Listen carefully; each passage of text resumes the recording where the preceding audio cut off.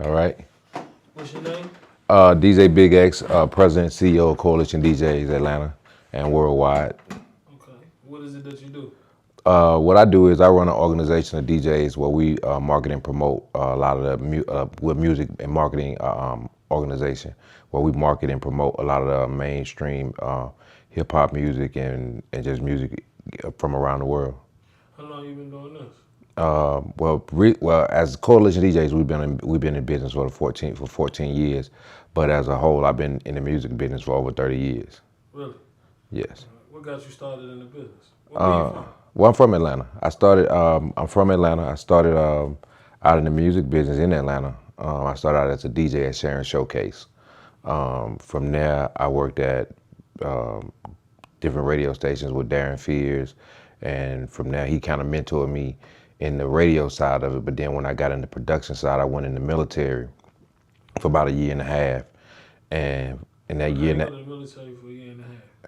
I got injured, and Okay. when I got injured, I was released from Desert Storm, Operation Desert Storm. When I got released from Operation Desert Storm, I came back home, and when I came back home, I had learned how to produce records, and from when I came back home, Atlanta was popping. Everything was going on. The Atlanta music scene had kind of changed in Atlanta, and from that point, I started working with Dallas Austin. Okay. And from working with Dallas Austin, I had the opportunity of working with pretty much everybody in the music industry. Yeah. So you were producing music at that time? Yeah, I was producing music. Like the whole '90s all the way up until about maybe 2006, 2005, something like that. Did you have any records that got placed? Yeah, I had records that was on De La Soul, Too Short, Eric Sermon, Fresh Prince, First Prince. The real George one? Clinton. I had records on everybody. Okay. I Okay. had I had an independent label. Kizzy Rock was signed to me. I had records on Fled Soundtrack, Players Club. The soundtrack? Yeah, Yeah. yeah. Okay. So you was getting to it. Oh, no doubt. All right. So how was that being a producer back then? Well, being a producer back then it was straight, man. Because the difference between then and now is we got paid up front, and that was a great thing about it. And it was more about the creativity. For me now, I wouldn't be a producer now because they don't, you don't really get paid, and that was the benefit of being a producer back then was you would get like for me. At the height of my career, I was getting like maybe $10,000, $20,000 for a track, and I would get half of that money up front before I even made a track for somebody. So that was the plus. When that kind of went away, it really didn't make sense after that. You know what I'm saying? But the producers now still making money though, right? They make money after the record blow up. If they have a hit record, they'll get some money. You get what I'm saying? Yeah. But just from them doing records like producing records for different artists and that, they don't get any money like that. You know what I'm saying? Not up front, no upfront money. If they buy a track like, a producer might give you a track with 20 tracks on it. You get what I'm saying? Yeah. And from them 20 tracks, you'll pick out of the tracks, or sometimes, people just gonna rap over the dude's track and put it out as a mixtape, and the producer don't get nothing unless one of the songs blow up. Yeah. Okay. So, But it's so, so easy to produce now though, but right? yeah, it is. But I mean, back then it wasn't. Like in Atlanta, when I came up, it was only a few of us. It was me, Jermaine, Dallas, Organized Noise, Joseph Corn, Toon. I can remember it was only a handful of us because equipment was so expensive back then. Right. So only a few people had drum machines. Yeah. So we were the go-to guys in the city as far as music. Gotcha. So that's the difference. That's the difference in it now. Everybody got equipment. It's on your computer. You know what I'm saying? So how long did it take you to make a beat back then? For me, I could make a beat in 15 minutes. I still can do it. You know what I'm saying? Shit. Nah, I can make it. I mean, but like a lot of records, like even when you hear some of the records that I was a part of, we made those records in shit, no longer than shit, probably 15, 20, 30 minutes an hour. Gotcha. You're right. So this is a question I got, right? And how they talk about the producers when we talk about like 90s and early 2000s, right? When you produced, you got paid up front and then Right. you own part of the record for the Right. most part, right? And you get your royalties and stuff. Now I know the 90s was different because when you had a superstar, when you had a star, that was almost like a superstar. It wasn't that many people out. Right. How long does those royalties really last? I mean, like just take for instance, I did Black Street, and those royalties on that album, we probably for good royalties probably last maybe where you getting a substantial amount of money depending on what you got. You know what I'm saying? Those royalties probably last 5 to 10 years. Just where you getting a good substantial amount of money, where you getting, okay, a few $1,000s, but as time go on, that shit dwindle down to like shit, hundreds of dollars. And that's because the records aren't really being Yeah, I pushed. mean, and then now with streaming, it's definitely like I always say this, man, it's good that we can still get money from the streaming because, a lot of times those records that get so old, they don't get played no more. They ain't even on radio, so they ain't even in circulation no more. Right. So they just like, I call them, the dollar bin records. You get what I'm saying? So the only time you really would even come in contact with those records would be in the dollar bin. So with streaming being around, now those records that would have been dollar bin records are still available for people to hear. So then our debate always with new artists, because all these artists, the game now is I want to own my masters or own my records, right? Right. But it's like, is it even as valuable? Now, if you have a big hit, of course, you know what I'm saying, you want to own that. But for the new artists that's coming up, if y'all records aren't super big, does it even matter if they own it? Because how music is consumed so fast? Well, I would, as far as owning my own publishing and that type of thing, I would definitely I was told by Curtis Mayfield before he passed away, and it was like own as much as you possibly can. You get what I'm saying? So for me, I would tell every artist, never sell your publishing. Because if you sell your publishing, what if that one record, and I've seen this shit happen before, you know what I'm saying? What if that one record you have become a phenomenon? And Magic City, DC is the prime example of it. He had a record that it was a phenomenon, but they didn't own the publishing. I think they just got the publishing back to it maybe a few years ago. So just imagine all the time you heard Whoop That Is, they never owned the publishing to that record. Yeah. So every time you heard in the basketball game, every time you heard in the football game, somebody else was getting paid for that. They weren't receiving the money during that time. And I hated that because that's the mistake that artists make when you sell your publishing and not knowing that you don't know what record gonna blow up. But now the publishing, does that come with your deal? When you sign the deal, do they take the publishing? Well, no, you have to sign that publishing away. You actively have to give the permission to, they can probably either, a lot of times, depending on where you at financially, most people will give you, say, hey man, I give you $10,000, sign this publishing deal. And you might sign a work for hire. Like most of the time, I'm pretty sure, especially with the label they was dealing with at the time, they were signing work for hires and shit like that because they really didn't know. When the music game came to Atlanta, none of us really knew. We were just all DJs and people that really just loved music and that type of shit. So when the music game came, we was all green. You know what I'm saying? So a lot of us got fucked up contracts and all kind of shit. So now they didn't really know. So when they got that contract, more than likely it was a work for hire or some type of they got paid straight out for the publishing. Gotcha. Okay. So then now you encourage people to own I encourage them to own and publish it. I mean, it's like, and this is what I say, those type of things go back to financially where you are where you at financially. If you financially need a few $1,000s and it's worth you selling your publishing to some songs that you may think that's not going to amount to shit, do it. You know what I'm saying? Yeah. But if you got some records that you really like, hey man, this shit could possibly go somewhere, I definitely wouldn't do it. You know what I mean? Because like I say, music, like now in this day and age of music, you really don't know what a pop. You know what I'm saying? Like half of the music that we think that's hot now, none of us really, some of us hated that shit when it came out, but it got played so much we ended up liking it. I mean, the quality of DJs just stop spinning it, it won't be hot. That's right. So how did you get into that? And did you start it or? Yeah, I created a Coalition DJs. How I started Coalition DJs, I was working with DJ Nando. Well, now let me go back before DJ Nando. I was working at Rowdy Records with Dallas Austin. We was at the time we had like Sammy, Backwood. I had a group signed over there to Universal called the Backwoods, and I was just having me and Dallas had been working together for so long. We had just started coming to a point to where we was having creative differences. You know what I'm saying? Like he was more, I say, popish. I was more streetish.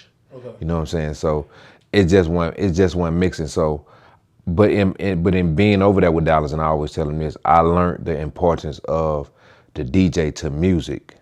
Before I was just DJing records because I liked playing records and it was just something fun to do as far as being a DJ.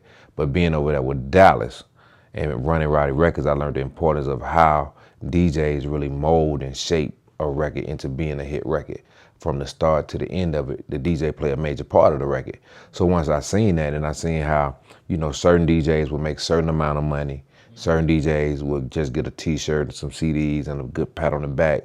But once I seen that, I seen how important it was. So at that point, I kind of like, after I left the label, I was going through some financial shit. And I found myself DJing back at the strip club again. And I was at Onyx. I was the day shift DJ at Onyx. And that's how me and Nando, we built a relationship. And Nando one night, after me and him built a relationship, he said, man, come to Platinum. I want you to DJ for me at Platinum while I host the bitch slap contest. So, The bitch slap contest. right. This was, you know, women would actually be in the club slapping each other Okay. Would they for dance? money. No, they would just be regular customers, but they would slap each other, and you know, people like the same way they would tip dancers, people would throw money in the air while they slap each other. Okay. So, but he would say, come over and watch me, DJ for the, DJ for me while I host the bitch slap contest. So I went over, and while I was there and I was DJing, and all these guys kept coming to the DJ booth with this money, going, "Hey man, this is my record. Play my record. This is my money. Hey man," and they weren't coming with $20. Yeah. They was coming with a couple $100. Yeah. You know what I'm saying? So I said, at my mind, I'm going, shit, this more money than I made the whole day shift, the whole week. You know what I'm saying? Yeah. And they just, and listen, he was, one thing I love about Nando, if he liked you and he fucked with you, he rocked with you. If he didn't rock with you, he would make you wait all night to get that record played. You get what I'm saying? But when I seen that, it kind of just resonated to me. I went home that night, and the next day I woke up and I called Funky. I said, Funky, man, we got to get together, man, and we can make some money on the side if we start, we figure out a way to start playing these artists' records in the club. You get what I'm saying? Yeah. And we can figure out a way to like really have a foolproof system to guarantee these artists that they being played in the club when they not there, are we gonna win? And at first they was hesitant because they was already in like Legion of Doom and Hit Me and all that shit. Like, oh man, I don't want to be in no DJ crew. That shit ain't gonna work. Blah blah blah. But at the time, X-Rated and Funky was hanging real tight, and me and Nando was hanging real tight.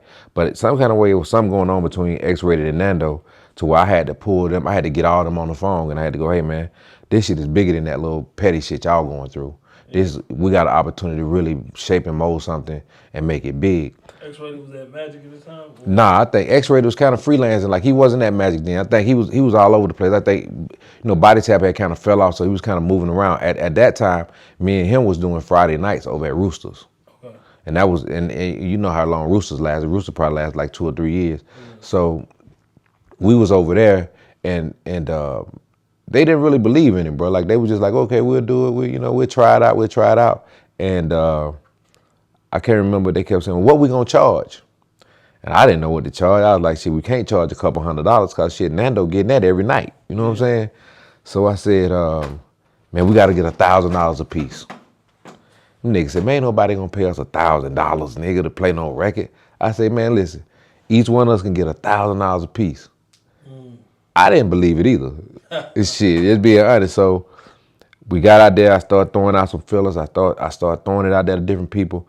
And then the first person bid on it. Then I had like Nick Love, who else? I had a few people come in. I had Doughboy, a few people. Future came after that, and as they started coming in, these records just started taking the fuck off. Had cashing out. They just started taking off. But one thing about it, that I always knew, outside of working at the record label, I always knew the strip club played a major part in the growth of Atlanta music. You know what I'm saying? Like, every record, since I was in high school, from when I was, when I used to go on DJ and Magic with DJ and Shawty P, the influence of, like from when we had Roll It Up My Nigga. I remember when Roll It Up My Nigga came out with Success and Effect. The first place we wanted to take that record was Magic City. And then at the time, it was crazy because Magic City had kind of just really opened up when Success and Effect, when that shit just happened. You know what I'm saying? So that's what I'm saying. That's how far, breaking records in the strip club go. You know what I'm saying? Yeah. So y'all started doing it, and with Coalition, what was the first record that that y'all really broke? The first record we broke that really broke through for us was Cashing Out. Cash Out, the artist Cash Out. I don't know if you remember, Ride Around with That Nina? Yeah. Yeah, that was Like That 2008. now it's 2012, 12, and the reason why I remember that because that whole year that record broke, I was in jail that whole year. I was in jail, and I kind of orchestrated that whole situation on a cell on the phone. Yeah. Like I used to get up in the morning when I got time to get on the phone, I would call them and they would go, "Well, this is what we need to be doing. This is what we need to be doing." And I was kind of like just coach them. Hey man, we need to be doing this. Hey, y'all need to be doing that. And then that was when everything was kind of like everything was kind of open. Everybody was kind of open to everything as far as breaking records. Then after that, it's just like a whole slew of, hey man, we break records. We break records. That city just turned into everybody break records. Yeah. But when we did it, we didn't do it in the whole idea of like just, trying to change the game, anything like that. We was doing what we was always doing. And that was just, okay, if you bring us a record in the club, we would play it. But the only thing about it now, we put a program together where we would actually play that record every night of the week. Gotcha. And we would guarantee you at least 2-3 spins a night. And then as we grew as a bigger company, we began to start monitoring the DJs. Gotcha. So how big are y'all now? Right now we're in 17 to 21 markets. When I say 17 to 21, that means I'm counting markets that hadn't really been like completely finished yet. You know what I'm saying? Like I'm in like Denver. I'm about to open up a chapter. When I say like I got 17 solid chapters, but what make it 21? I got Denver, Oakland, and a few other chapters that I'm adding now. But we over at least 200 some plus DJs. So so you don't gotta be all 17. But what markets are you in now? We're in Atlanta, Miami, Alabama, Philly, DC, Detroit, Chicago, Dallas, Houston, the Carolinas, Mississippi, Las Vegas, California, and the Midwest. Gotcha. And we also have a Latino chapter. Really? Yeah. And I did that. Salsa? And I did that because I went on vacation. And I said, shh, boy, they making hella money in these hotels playing this bullshit. Let me see. You know what I'm saying? So I piped in and I started understanding that. And it's like I tell my DJs on my team now, this shit is a business. If you DJing right now and you think it's just some shit that you're doing for fun, this shit is a real business. So right now, if I gave you a record, you can get me out there. Oh yeah, I mean, like, we deal with everybody from Cash, from Coach K to Future to Gucci to everybody that's got hit records. We played a part in pretty much everybody's career. If we didn't break the record, we played a part of it. You know what I'm saying? So now, if I wanted, what is it? If I was an artist that makes me successful in the game from your viewpoint? Repeat that question again. If I was an artist, what would you tell me that can make me like? What is it that I need to be successful in the game now? One of the main things I think it takes for artists to be successful in the game now is consistency and a work ethic. I think a lot of the artists now, they want it. They want the success because they see it. They don't want to work for it. And I think when they look at how fast, when you look at a Future, or you look at a lot of the artists that's hot now, it look like they blew up overnight.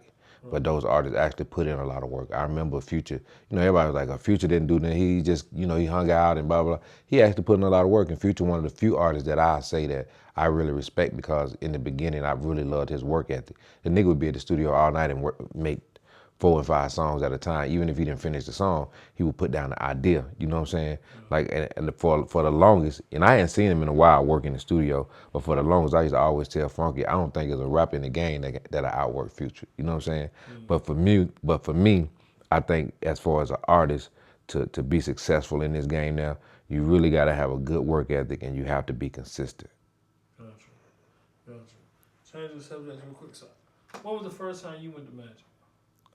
First time I went to Magic, man, I went to Magic one night with some guys I was too young to be hanging with. Yeah. And this one, everybody used to hang out at the AUC Center, like right in front of the Morris Brown Towers, right there, like what a Mercedes-Benz Stadium is. Yeah. We used to all hang out there on the wall and just drink and get, you get out, sit out there and get fucked up. And we would leave there, and back then, I used to have to go home, and then one night my boy was like, shit, fuck that, man. We're going to take him to the strip club with us. And I went to I didn't even think I could get in. Yeah. But we went to the Phoenix first. We went to the Phoenix nightclub. And we went over to the Phoenix. Wolf, who work at Magic now, I think he was the manager or some shit over there. And if you know Wolf just wow. He's wild, motherfucker. He's still the same way now. He's like, nah, man, we was over there. We said, nah, man, we're going to go to motherfucking Magic City. And no, don't worry about that shit. I get him in. And I was DJing because they would used to let me come over to the Phoenix and DJ with Dash and Smash. So we went over there, and the whole time I'm going like, man, they not gonna let me in this club. Man, they ain't gonna let me in no strip club. Man, Wolf walked me straight through the door. He was Wolf and some couple other guys that I used to hang out with that I was too young to be hanging out with. I was like 17, 18 years old. I wasn't even old. I was still in high school. I was my senior year of high school. Yeah. Got in the club and couldn't believe I was in there. But the cool shit about it was I wasn't really like a customer that looked real, like I stuck out like a sore thumb. I went straight to the DJ booth. And when I went to the DJ booth, I don't know if you ever met Shawty P, if you heard about Shawty P. Heard about him, Man, Shawty P was a midget. So the crazy shit about Shawty P, he used to talk crazy to the women on stage. He'd always say this crazy shit. And like the dude used to stand like this tall. So when he stood up, he would actually be the height. He was a real midget? He was a real midget, bro. Nah. And there was another dude that used to work in that named DJ. And this one like used to do crazy shit like when they danced. Like now some of the shit we used to do then you would never do now. But we would all have fun. So I used to go straight to the DJ booth. And Shawty P used to be like, man, that nigga can't DJ, blah, blah, blah. Me, DJ, and Shawty P would have battles because they was like older DJs. And I was like I was 17, 18 years old. So they older niggas like, oh man, nigga, we gonna show you something. And they kind of became like my mentors in the club. And the great thing about that was even with Shawty P, when I see him in the circus now, he be with the Universal Soul Circus now. Every time I see him, he come to town, he kind of touch bases with us. A real midget that's in the circus. That used to be the DJ at Magic City. He was the DJ. So him, and that was crazy because him and Casual Cal, all of them used to hang out at Magic City. Like back then, it wasn't a lot of clubs that was really popping back then. Like you had like Magic City, you had Paradise City, which became Gentleman's Club. Then you had Foxy Lady. Blaze was, Foxy Lady was a premier club back then. Okay. You know what I'm saying? Blue Flame, it was kind of all right, but Magic City, those kind of clubs, that was where everybody was kind of like, even, I don't know if you knew who Arnell Star was. Arnell Star, who had American Rap Makers, he had a show that used to come on UPN. He was DJ Star at Paradise City. That became Gentleman's Club. But going back to, like, I never stood out like a sore thumb in the club. I was able to kind of blend in with the DJ, and Magic never said anything because he didn't really know. Magic had so much shit going on. He didn't know, but him, Charles Walker, and them guys would always embrace me. And if you see Charles Walker now, if you see this shit, Charles Walker still look the same right now. Yeah. And we talking about 89, 90. That motherfucker still look the same right now. With the suit on. With the suit and the gray hair. He still look the same and don't want you to call him nigga. That's crazy. So what is it that you think that made Magic City so successful over the years? The thing I like about Magic, man, and the things that made Magic successful to me was the location. I think the location of Magic, and I say this to the DJs, that DJ in there, because, you know, a lot of DJs have egos that work in there. And I say, well, the one thing about Magic is, it's like the George Aquarium of strip clubs. It's a must-see place. When you come to the city, it's like the George Aquarium. When people come here as a tourist, they have to go to George Aquarium, Stone Mountain. For black people, Magic City is just like the George Aquarium, especially for men. Like, I've never met a dude, especially, and I traveled the world, I never met a guy that ever came to Atlanta and didn't say he didn't want to go to Magic City. Yeah. First thing he say is, man, I want to go to Magic City. And most of the deals that I did in the music business, I sealed my deal at Magic City. You know what I'm saying? Like, when I had my deal at Tommy Boy, when I took Kizzy Rock over there, I brought the executive and brought him to Magic City. And after that, my deal was done. Yeah. I mean, so many different things after I took him to Magic City, the deal was done. You know what I'm saying? Like, it was one no talking about. I mean, you got to think, like, back in those days, New York strip clubs, they don't even get naked. So when a New York executive or a record guy came down to Atlanta and we took them to a strip club, especially we took them to Magic City, because back then, Magic has always been like, he always had the premier girls. He always had the best girls, and they always was like there. They wasn't girls that, like, you know, you couldn't go see her at the other club. You couldn't go see her at this club. If you wanted to go see her, you had to go to Magic City. Yeah. You know what I'm saying? So that was the one thing that always made Magic kind of unique. Gotcha. So now when you go to Magic, what has changed from back then? What has changed at Magic City since back then? A lot. It's expensive as fuck now. I'm gonna say that shit now. I'm one of them dudes that used to go to Magic all the time. You know what I'm saying? Like I would be in Magic like shit. Like it was a everyday event for me. So like even when it snowed outside, I would be at Magic. You know what I'm saying? So it just got too. For me, the only thing that changed is too expensive. But I love the design of the club. I love the makeup of the club. I love how the club look now. Like I was telling the young lady before you came in and started interviewing me. I've been in Magic since it was cement floors and fold up chairs. So it's came a long way. You know what I'm saying? Cement floors and Fold up chair. Yeah. Wow. Yeah. That's how when Magic first opened they had cement floors and fold up chairs. I didn't even know that. Right. So I've been in Magic since a long time. I remember when Magic was I think Magic used to work when I first met Magic, he was a used car salesman. They was selling Xerox machines. Yeah, he was selling him and Mike Karen. I think all the motherfuckers worked together for some reason. For some reason, I just had this idea that they all worked together because when I seen them, they all used to be together. You know what I'm saying? I was like, damn, all these motherfuckers work at the call out or something. But I was a young dude. I was 17, so to me, I kind of looked up to them. Cause I was like, man, he's a black dude. This motherfucker on a strip club. He got all the bitches.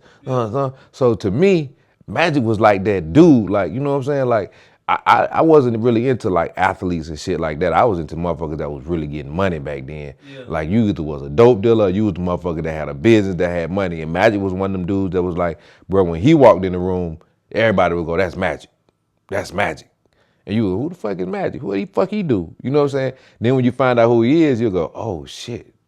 Man, he the man. You know what I'm saying? Because back then, man, I'm being honest, like the first generation of Magic City girls, boy, was the shit. The first generation, oh, that was the shit. Like even to this day, you have dudes that'll tell you right now, the girls that's in Magic City right now is cool, but the first generation that set it off, you can't beat them. You can't. It ain't no way. Is it so? Oh yeah, man, I'm telling you, dog, bro. They had the baddest chicks in the country. Like when you talk about album cover pictures, I remember like that was the first time outside of like Ice-T and shit, like when they did Success and Effect album cover, like if it wasn't like from Miami or LA, Magic City was really like one of the first clubs I seen like start putting girls on the covers. You know what I'm saying? Niggas would actually go, hey man, I remember Vanity, they used to work at Magic City, like she was the girl for a minute. Everybody wanted her on the cover. You had Vanity, shit, I remember all of them, like Lightning. I know you probably heard the story of the woman that could put the ashtray on her booty and all that shit. Yeah. That was Lightning that worked at Magic City. So I'm saying, so it's all legendary shit, bro. You know what I'm saying? That's all I'm saying. Like legendary nights at Magic City, bro. Yeah. Yo, this is your boy DJ Big X, Coalition DJs, president and founder, and I am Magic City.